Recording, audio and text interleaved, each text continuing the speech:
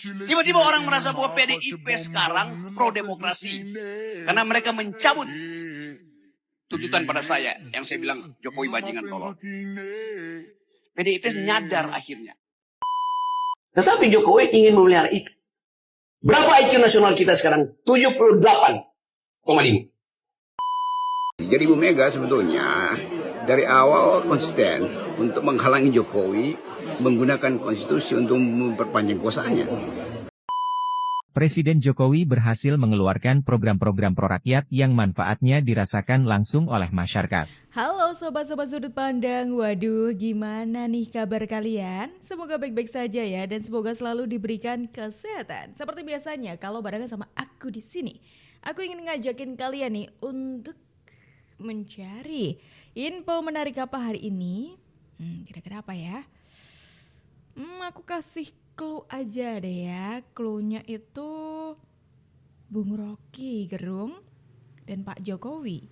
Nah, ini kayaknya kalian udah mulai tahu deh ini soal apa hari ini. Jadi tidak usah berlama-lama, langsung aja kita tonton videonya berikut ini. Apalagi makan siang gratis. Di mana? Di jalan-jalan. Antrian pasti panjang. Dan itu menghina orang itu. Yang diperlukan adalah pendidikan gratis. Supaya IQ bertambah. Yang diperlukan adalah kesehatan gratis. Jangan pakai BPJS yang masih ada sifat asuransi di situ. Itu semuanya tugas negara. Dengan cara itu orang dihargai. Human dignity-nya, harkatnya. Kasih dia pekerjaan. Supaya dia bangga bahwa dia bekerja. Bukan begini pada pemerintah. Semakin orang dikasih gratis, semakin mentalnya jatuh. Yang ada harga diri. Tetapi Jokowi ingin memelihara itu. Berapa IQ nasional kita sekarang? 78,5. Rata-rata normal IQ orang itu 90, 100. Kita di bawah normal. Video pertama langsung disuguhkan dengan kata-kata mutiaranya Bung Rocky Gerung ya. Kali ini Bung Rocky mengkritik soal makan gratis ya. Seperti biasa sebenarnya ya kalau Bung Rocky itu menghina ya. Kenapa aku di sini ngomongnya menghina? Karena kalau disebut mengkritik itu sudah tidak cocok lagi untuk Bung Rocky ya. Makanya kayaknya kata menghina itu jauh lebih cocok kepada Bung Rocky Gerung gitu. Bahwa memang tidak ada konflik antara Megawati dan Pak Jokowi, karena ini tetap kita mesti lihat persaingan pikiran antara seseorang yang mengerti konstitusi dan seorang yang ingin membatalkan perintah konstitusi. Jadi Ibu Mega sebetulnya dari awal konsisten untuk menghalangi Jokowi menggunakan konstitusi untuk memperpanjang kuasanya. Jadi betul kalau Ibu Mega katakan saya tidak ada masalah dengan Jokowi, memang dia punya masalah dengan Presiden Jokowi sebagai lembaga, sebagai kader PDIP itu. Secara pribadi tentu beliau berdua tidak punya soal, tapi karena menyangkut negara maka perspektif Ibu Mega lah yang harus kita pakai.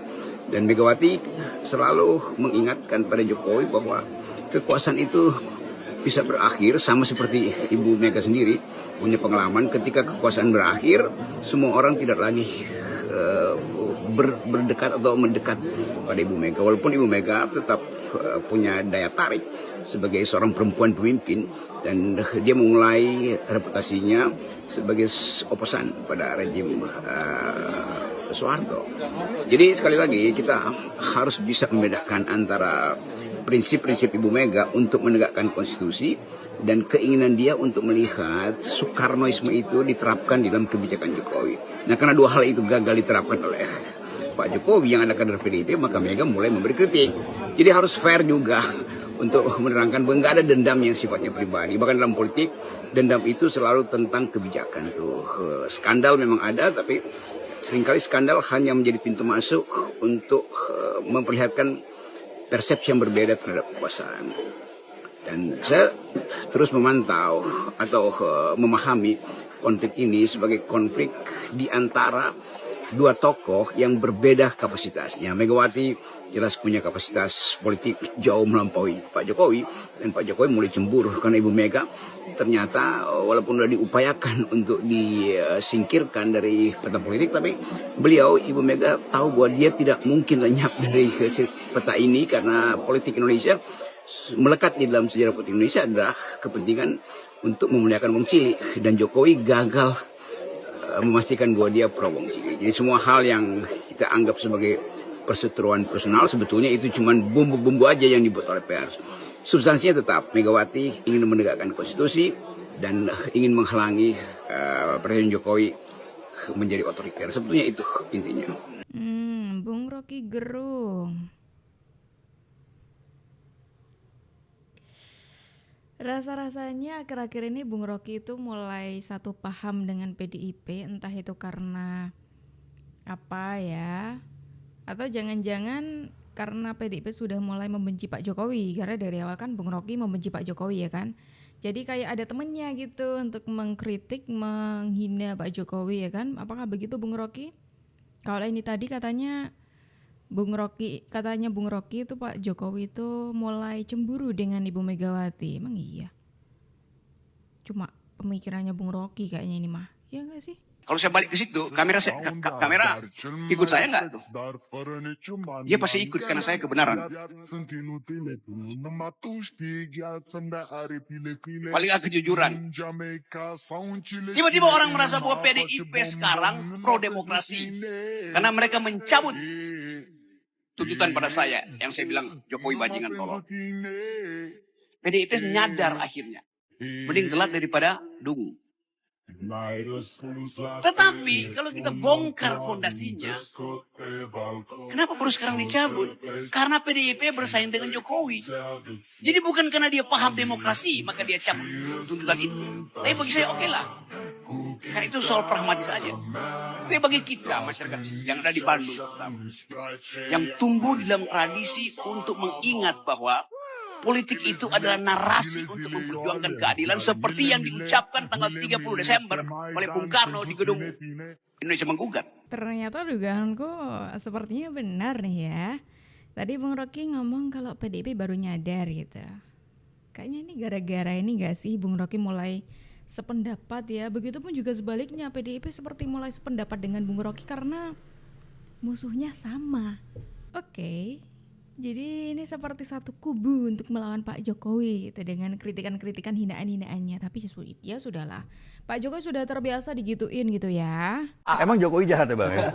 Bahkan seluruh kejahatan Jokowi itu tidak sebanding dengan seluruh kejahatan yang pernah dibuat di era reformasi.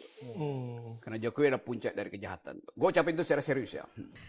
Pak Jokowi puncak dari segala kejahatan, dari puncaknya kejahatan. Terus kok bisa ya masyarakat Indonesia tuh secinta itu sama Pak Jokowi?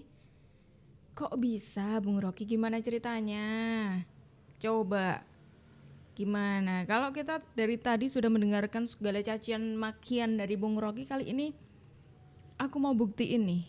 Kali ini kita sudah waktunya untuk membuktikan bagaimana kinerjanya Pak Jokowi selama 10 tahun ini. Apa saja prestasinya Pak Jokowi yang membuat rakyat itu jatuh cinta dengan Pak Jokowi.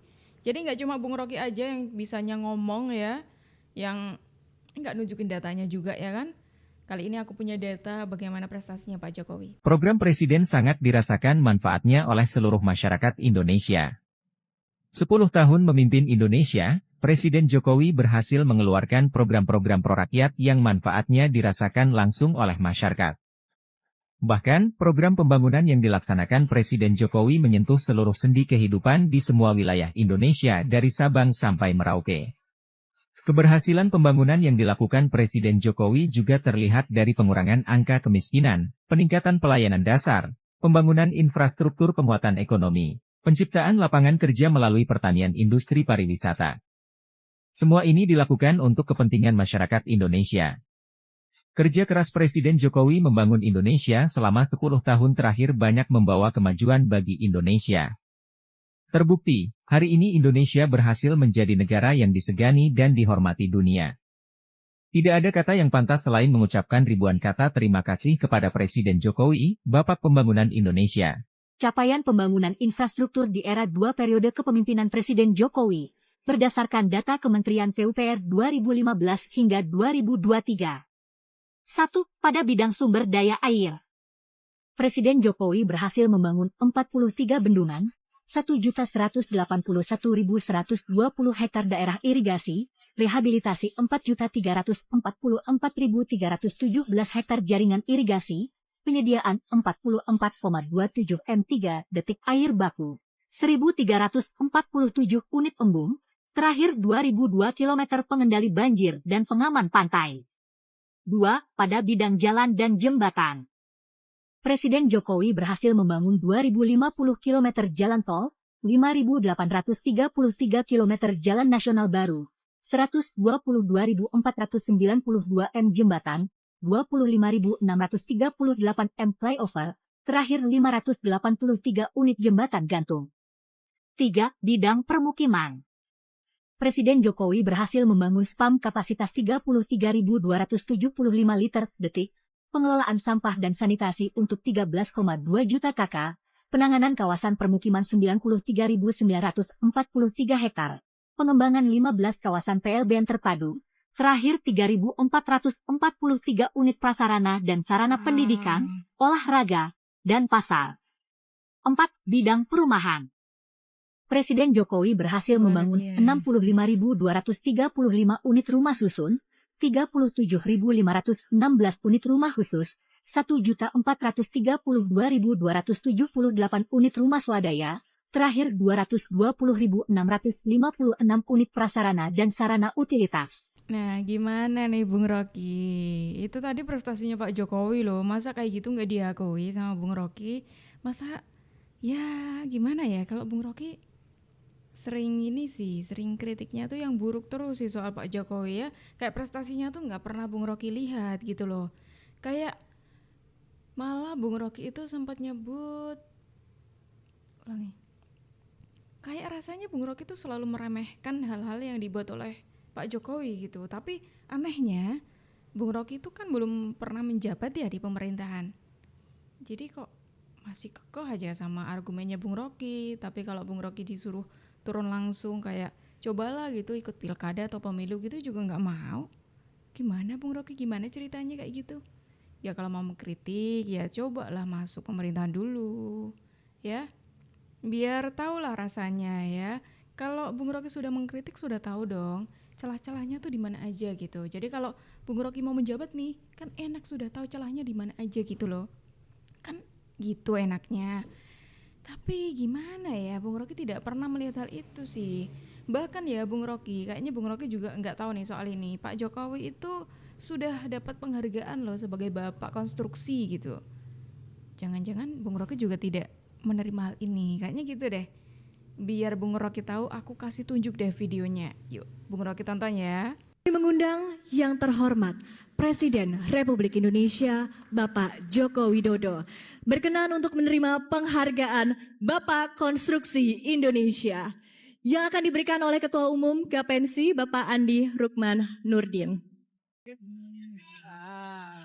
Bapak Ibu hadirin, helm baja sekali lagi melambangkan hati Bapak Presiden Joko Widodo yang kuat dan teguh seperti baja dalam pembangunan infrastruktur di tanah air.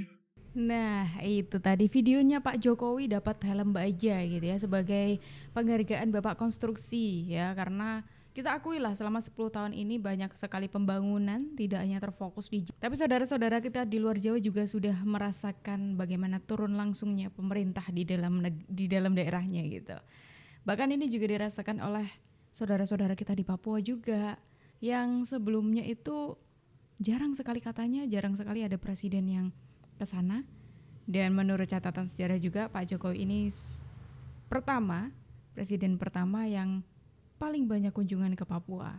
Wah, ini menarik sekali ya. Makanya tidak heran jika saudara-saudara kita yang ada di Papua itu begitu cinta dengan Pak Jokowi. Gimana kalau pendapat Gimana nih kalau pendapat dari teman-teman semuanya? Yuk tulis di kolom komentar ya. Dan teman-teman semuanya, terima kasih sudah menemani aku dari awal sampai akhir. Tapi sayangnya kita harus akhiri dulu nih, sampai di sini dulu. Tapi tenang aja karena besok insya Allah kita ketemu lagi. Jadi jangan lupa diklik tombol subscribe-nya supaya kalian tidak ketinggalan info terbaru dari kita. Aku Jub pamit undur diri dulu, sampai jumpa dan terima kasih.